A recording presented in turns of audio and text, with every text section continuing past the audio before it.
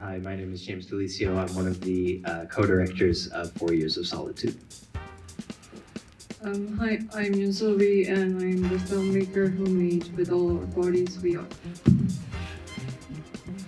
Hi, my name is Devin and I directed Forbidden City. Great. So I love to start with an icebreaker, one of the easier questions of the night. Give us the origin story of your productions. Where the inspiration, etc., etc. James, you kind of like. So maybe we start with Devin, and then we go this way. So I was at the beginning of like the production, and I guess like pre-production, I was trying to make a film about my grandmother and you know the time period in which she was working in Detroit's Chinatown. And I was also trying to make a film about Chinatowns generally. And when I was doing research, I was looking at the Detroit Historical Archive. They have a pretty comprehensive website. And when I was looking for footage of Detroit's Chinatown, I came across some of the footage that you see. And I found who I believe to be my grandmother in there, and she was just part of this footage that belonged to what would be a film about like the last days of the original Detroit Chinatown. And I kind of confirmed with my mom and my uncle that it at least looks like her. That's sort of like the mystery of the film. I don't have any, I guess, evidence beyond what we know from our memories, and so then the film sort of transformed, I guess, in a big way, where I wanted to create something that was like this this passage in which I discover this person who passed away when I was a baby, so I don't have a close relationship with her, and sort of end in this kind of mysterious place. I'll say more later, possibly. So I started this film with a writing that I wrote, and I was focusing on the process of translating the text into the film language, because text and film is extremely different. But for the image, I didn't want to sync it with the text, not for the whole time. So I considered carefully about what image I should capture, and I asked my friend Seren to be the performer for this film, and I just gave her prompts imagine you're swimming in a warm water, and she moved that way, and she's not a professional dancer, so we had to do several rehearsals. And because the text is heavily leaning toward the experience of interacting with the strangers and having this physical experience, so I wanted to focus on that. That's how I worked. That's so cool. I'll ask you more questions. I'm so intrigued right now. But James, you're up. So I had become friends with the film's co-director, Seojin Ryu. We met in a class, and over the months that I knew him, I sort of piece by piece learned he would drop these very casual remarks about his experience as a student at UCSD as an international student from South Korea, and his experiences with isolation on campus. And we kind of had these conversations over the semester about his fears about going to his mandatory conscription, our thoughts about construction and industrialization on our campus, a lot of very disparate topics. And eventually we came to a point where I said, I think if you're comfortable with it, this is a really you have a very powerful story, and I think a lot of people would resonate with your experiences. And so he wrote the text. He kind of just wrote his feelings about a lot of things, and together we found images to put to them, and that is kind of the process for the film. Cool. Thinking about images and text and even archives, I feel like these three shorts in particular have a very interesting overlay of different textures, where we have archival footage over what I presume is the present Chinatown, text with dance, as well as just the brutal architecture of UCSD faces like this very like this loneliness and trying to find community, and also mandatory military service. So I was wondering how you all decided to interplay and interweave these different textures in your work. Does this question make sense? Yeah. Okay, cool. I can kick it off. For us, there were three main images that we were thinking about in relation to what Seojin wrote. First, we wanted to include footage of the campus, like you said, and the sad, brutal architecture. We shot on Memorial Day, which is, the campus was empty, which kind of helped us out. And the second was the Mount Soledad Veterans Memorial, which we also filmed on Memorial Day. And we thought that was fitting as this kind of looming presence in San Diego of the military. The military certainly a looming presence in San Diego at large. But he had never been there before. And so he was very impacted by our trip to the memorial. So he actually he wrote more text after we'd shot that portion of the film. And then lastly is the construction sites, which we thought, we thought it was interesting thinking about construction on campus as kind of a representation of how time is continuing to pass, and he's going to leave, and when he comes back, the campus will be, kind of nigh unrecognizable. And so we hopped the fence into that construction site and had fun walking around the cranes and stuff. It was very fun.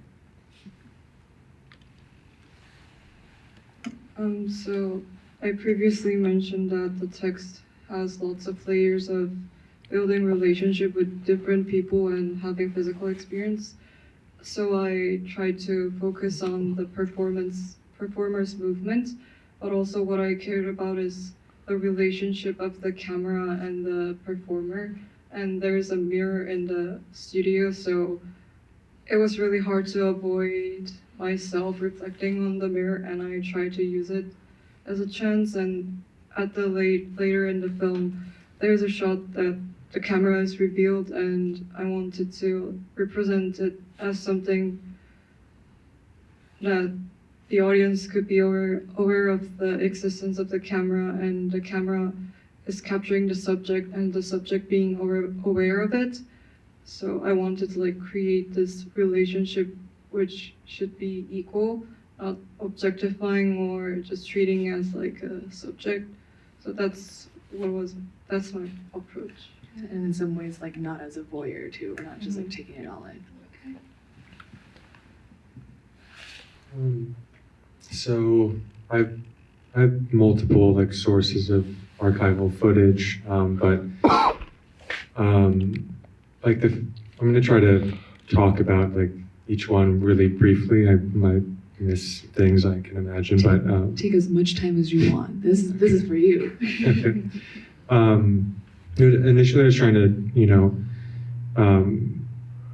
with Detroit's Chinatown, there's the footage of my grandmother, which she's inside of a market, and so of course I included that, but I put it into conversation with what I also feel is an archive, which is Google Maps.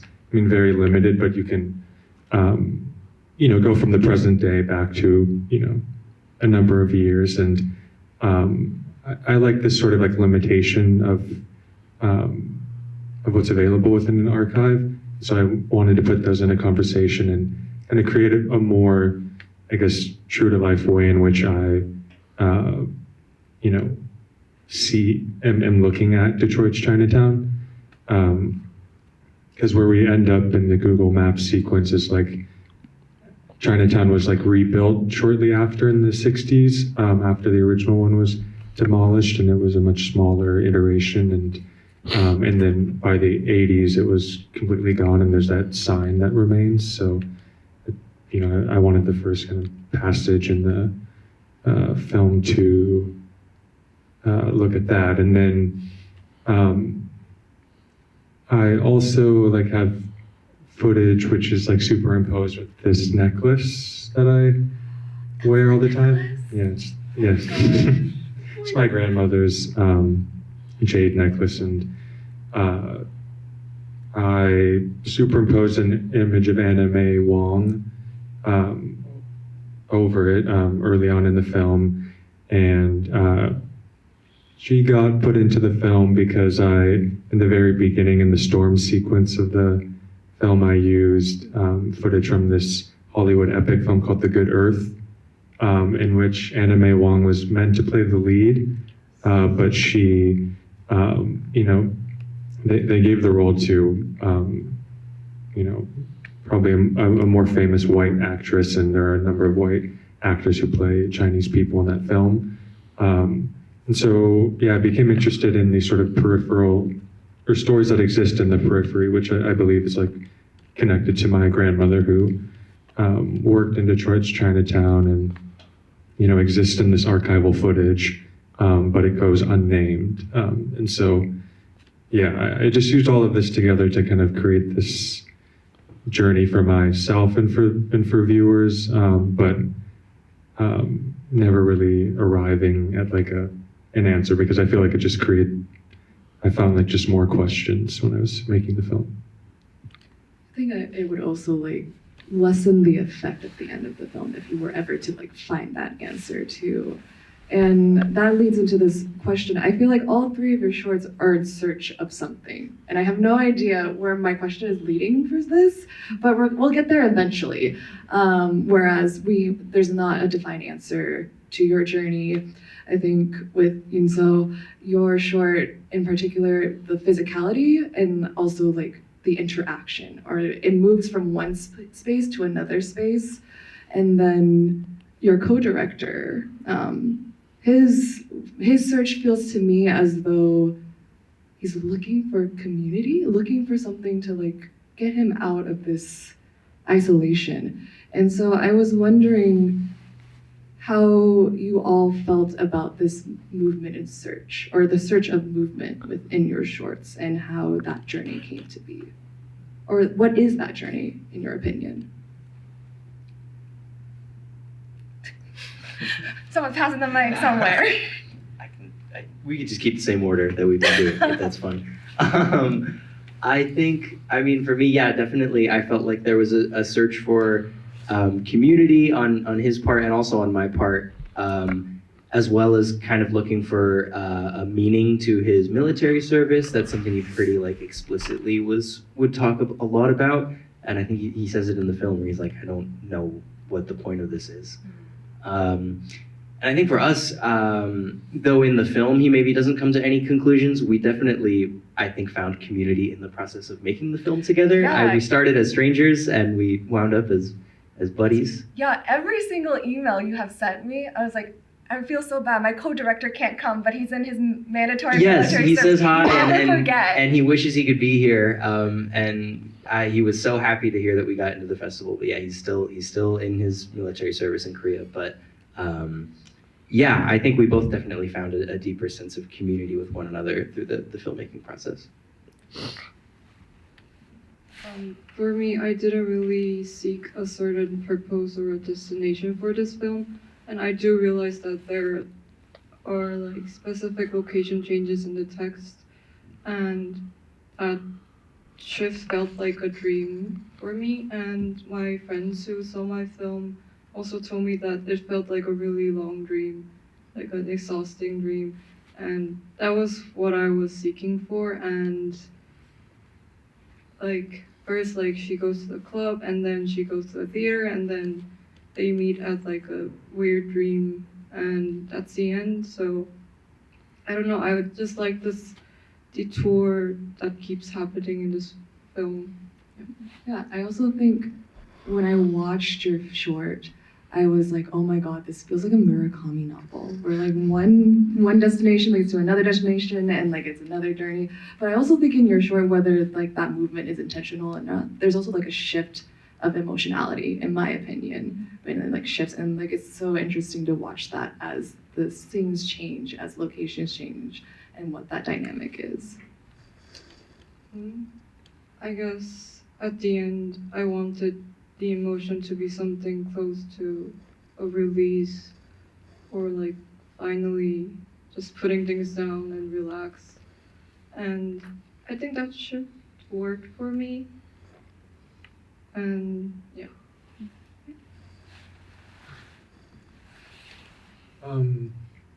I think, yeah, there's definitely this sort of searching feeling I feel in the film, and still, even after making it. And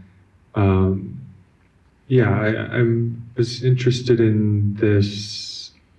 I think finding the footage of my grandmother was a big deal, even though it created more questions. But it was just like this big moment, which I try to highlight in the film by, using the film sprocket to kind of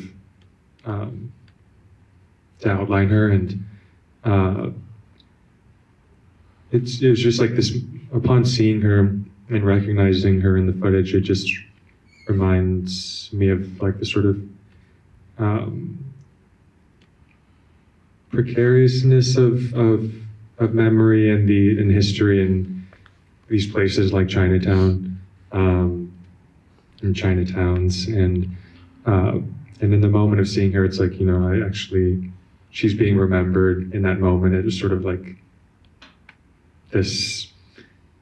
It's just interesting to think how long that sort of had been sitting on like a piece on a film strip, and then eventually was scanned, and then I just happened upon it because I decided to make this film, and I'm able to actually put a name to this person that I think was, to at least the people archiving it, like, had no idea who this person was. So that was very powerful to me, and yeah, I mean, I hope the film kind of conveys at least that moment. Yeah, I think there's also like a liminality in that too, and that's like so interesting, and how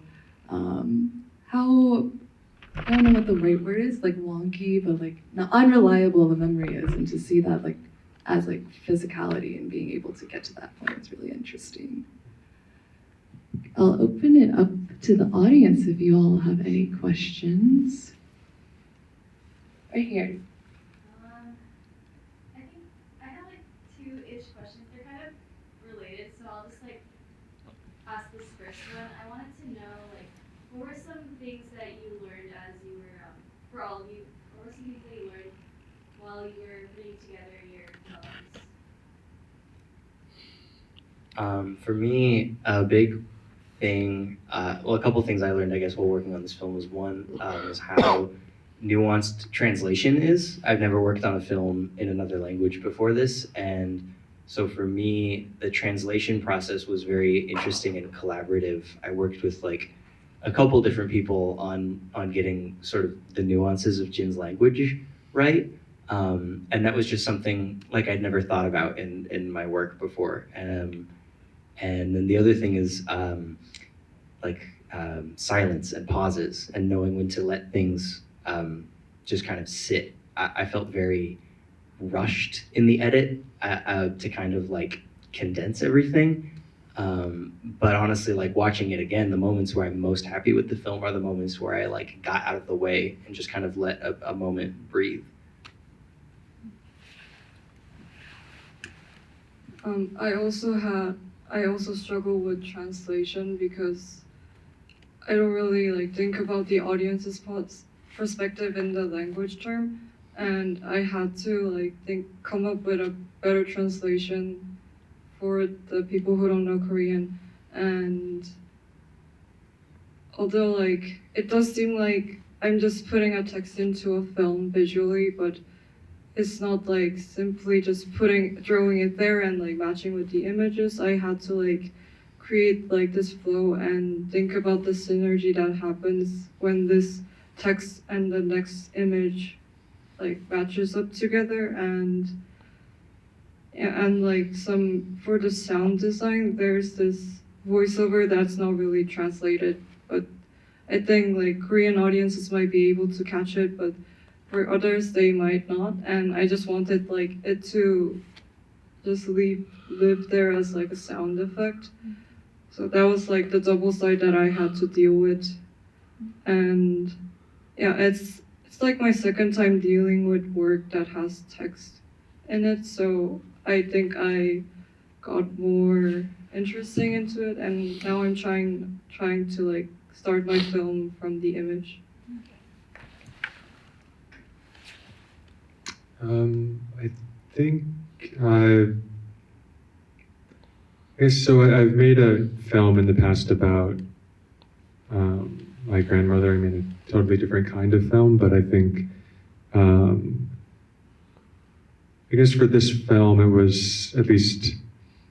I haven't figured this out yet, but I think this film was like a way for me to work out like some kind of way to make a personal film, but like still have it be, at least to me, like somewhat opaque. I think I played with versions of the film where I kind of explained things a bit more, and I think it's totally possible like that, you get lost in the film, you don't know exactly what's happening. And I'm still trying to figure out like what's the best way to go about this sort of, finding the right kind of level of opacity. So I'm still figuring that out, but I still like this film, and I think like there's a way in which you can be very personal and have people feel that, but not actually have to like spell certain things out about it, even if that means that they might understand like the actual story better. Just because you like it. I love it. I still love it. It's so good. Watching it in here, I was like, oh my gosh, it's so good the third time around. Oh, especially in the theater. Do you have any, Neha?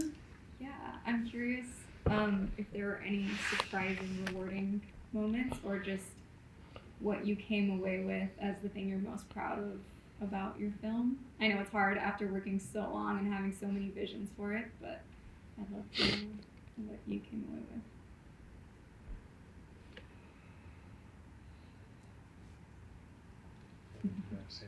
Yeah, we can. Do you want to keep doing the same Sure. order? You want to do that? That's fine. Okay. I think the shooting experience was the most rewarding part of it for me. Specifically the day, well, I think we shot the whole film in 2 days, but the day we went to the construction site was really fun for me because neither Jin nor I really had a plan for how we were going to do it, but we kind of just walked up to the construction site and had a look around, and we're like, well, we could probably get over this part of the fence. And he was really like apprehensive about that, but eventually we kind of worked up the courage, and it was just us two in this giant empty like space with these huge structures, and we just like couldn't stop laughing the whole time. We were like, oh my gosh, like I can't believe we're here. And that was so fun. Yeah, so I remember that as like a really, really fond memory, and that's always the day that I think about when I think about this film.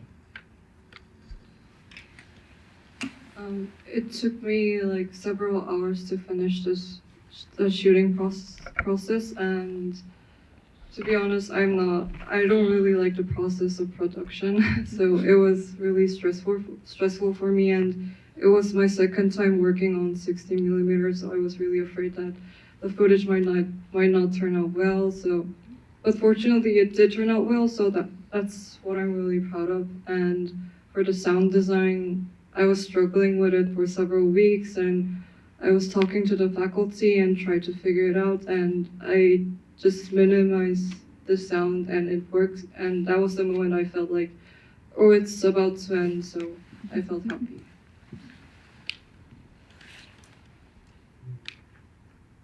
I think something I guess that I enjoyed about I think the production was fun. I mean, I went, I got to go back home, and I was in San Francisco, and I was shooting like on Super 8, and got to go to places that I'd been to a number of times growing up, like San Francisco's Chinatown, and then China Camp Beach as well. And it's sort of like I was alone during that entire process of shooting, and yeah, it's really interesting, like going, because I don't make like any shot list or anything. It was sort of like whatever felt right. I mean, so I was handheld in Chinatown, in LA, and in San Francisco, and then at the China Camp Beach, it was on a tripod, and yeah, there's something about like revisiting a place, and then this time I have a camera and just like, you know, it's like getting to just feel through it and to figure out like how to compose these images. I always really enjoy that process. So, audience may not know this, but Devin and Yoonseo know each other, yeah? This is true. So, have you had seen each other's films before? I think we had one class together. I'm an MFA student at Cal Arts, and I believe I scanned some of your footage. I'm not 100% certain. I scanned some of your footage in general, but yeah. I think I took Betsy's class with him like last year, and yeah, I believe he also scanned my film. 'Cause I saw him at the scanning room during the class, so I thought that he was in the process of scanning. The I second, assumed. the second part of this question is what was it like to experience each other's films? Because you two are aware of each other. There's an existence. I'm just trying to figure things out here. Because I saw Devin at the scanning room. I'm so sorry. This might have not been a great question. And I don't know, it was my first time to see my footage being scanned, so it was like my first time seeing it digitally, and I don't know, like I was like curious like how the people who work at the scanning room see how many footage daily, and do they think it's beautiful? Do they think it's shitty? I was just like curious about it. Yeah. Yeah, I mean, we're extremely judgmental. But no, I remember scanning your footage, and I thought that, well, I sort of knew that it was going to turn into something. And we scanned like a variety of things that you don't know, like, you know, is this just a test? Like, oftentimes people are doing camera tests and things like that. But I did feel that there was a film in there, so. I should have clarified. I meant in this theater, watching on the screen. Oh, yeah. Okay. Sorry, huh? Um, But the scanning No, I mean, lab seems... I really liked your film, and it's this whole thing of, it's amazing to see it in a large theater. I mean, we have a couple theaters at our school that have, you know, full like 5.1 whatever sound set up, and but I hadn't watched my film in, well, I take that back, but this is a much larger theater, and it's just like amazing to see your film as well as mine, and hear like the kind of work that goes into these sound mixes in particular. I mean, the images of course look great too, but something, you know, rarely do you get to actually experience that sound, and it's my first 5.1 sound mix. I mean, I've never done that before, and it's cool that the school can let you do that, and you know, your film sounded great as well. All right. Do you have any other questions? Yes? Yeah, first of all, great films, each of you. It's really enjoyable to watch. I wanted to ask a little bit to see, I guess, how different your guys' creative processes were, given that each of your films, as opposed to maybe a typical narrative that we would watch on a screen where you have dialogue between two characters and this progressive story. I guess with each of you, like James, you kind of have this individual who's processing his thoughts for not only the viewer, but obviously himself, and it's kind of going through his thoughts. Yoonseo, you do have, I guess, like two characters being referred to, but again, it's just like everything's being read by one person, which I thought was interesting. Devin, I think in your film, you, at least part of what's said out loud is kind of this disconnect between the narrator and the audience, because the narrator speaks to the audience, whatever the audience says back is not being heard. So I just wanted to ask, how did you guys, both when you were writing and when you were editing after the production, kind of balance that like audio narrative and visually what you're trying to portray? I think for me, in the writing half of the film, I tried to stay pretty hands-off. I like making text-based films, and it seems to normally start with the text for me. But in this case, I wasn't the one writing, and I didn't necessarily feel right going in and being like, why don't you change the way you talk about your feelings? So I kind of let Jin write what he wanted. And then, but when it came to the visuals, that is where he kind of gave me more of the reins. I mean, we shot the whole thing together, but it was sort of a baton passing from pre-production, and then we did production together, and then post-production was mostly me. So I kind of had a nice time going through the editing process. Like Devin was mentioning, I don't believe in shot lists either. So it was a lot of vibes-based composition. And so in post, being able to match this, it almost felt like doing archival work, where I had this already existing text that had been written by someone else that I didn't really have a part in shaping, and then finding what are the letting the film kind of, I don't know, reveal itself to me while editing, matching images to text. There's a match cut that I really like from the crane at the construction site to the American flag. And that was completely unplanned. I love these little found moments in post. And so that was kind of, I guess, how I thought about shaping the film. It was working with what was already there.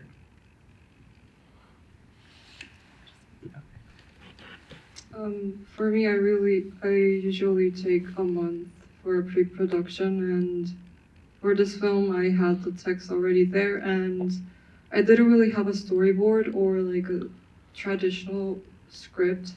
I just had prompts and the specification on the prompts and what images that I want, as a text.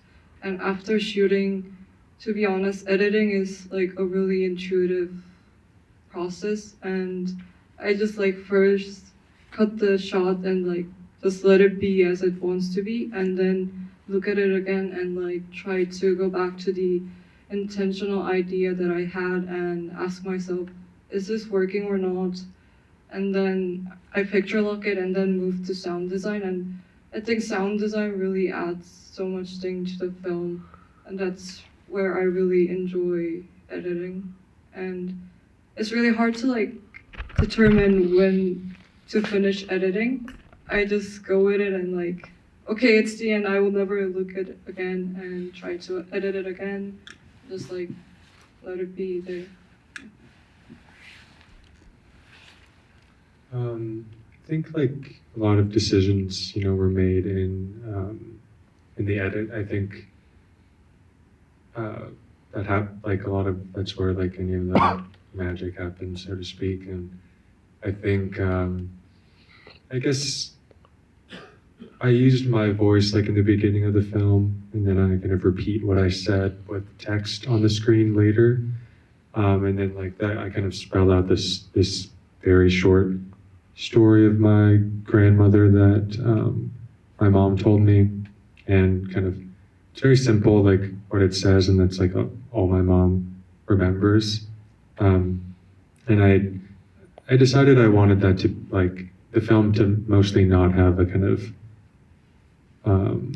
a voice guiding you through it, and instead just have it be image. And so I put it on just right on the screen in bold text, in a way that I felt that was appropriate for the image that was sitting behind it. And I totally forgot that the film had captioning. It was the first the first DCP I made for this film for a festival. They wanted captioning, and so I did that. But I don't know, I felt it kind of does something to the film. It's funny because I paid to have it done. I was like stressed I couldn't figure out how to do it because it was last minute, and there's like all of it just like makes sense. I'm like, okay, that makes sense. And then, you know, there's this thing a sound that you hear in the film a lot that's like these, it says instrument like clacking, but it's like, it's these prayer sticks that I recorded in one of the temples that you see. And then when the sprocket appears over my grandmother and it's moving up and down, and then you hear the prayer sticks again, and the captioning says film clacking, which I was like, you know, another surprise that I felt, because when I watched it at the festival that wanted these captions, they didn't show up. So, Yeah, I was surprised to see the captions on your film because I was watching it and I was like, I don't remember there being captions. But yeah, it's like baked into the DCP, which I need to figure out, but that's for your next festival. yeah, but that was a nice surprise, like with the, you know, that person decided to put, so. I think that relates back to like the task of the translator, right? And like, what are you translating? How does that like, how does it portray or convey the meaning you want it to convey? Which is in a very interesting way, unintentional, but here we are talking about translation once again. Do we have any other questions? If not, I guess we'll wrap it up. Last question, as always. What's next? What's on your plate? What's going and coming? For me, I have one film, my last documentary, that is currently wrapping up its festival run. It's playing at a couple of fests coming up. One tomorrow in San Diego, so if you want to come talk to me. And then upcoming, I just hopefully wrapped production on a documentary that I've been working on for a long time about lobsters and the lobster kind of culture in San Diego. So it'll be an experimental sensory journey through the life of a lobster. And I'm excited to see how that takes shape. Oh, and congratulations on the William Mail grant. Oh my gosh, thank you so much. Yeah, that's for the lobster. I film. remember reading about that. Oh wow, thank you. Yeah, what a surprise. So I'm currently editing my new film, and I just finished editing the picture, and now I'm ready to start the sound design. And I will start it after this film festival ends. And it's also shot on film. It was my first time using 800 feet to make a film, and it's about 3 people and their family, but not blood related, but a chosen family. And I wanted to capture their interaction as a family member.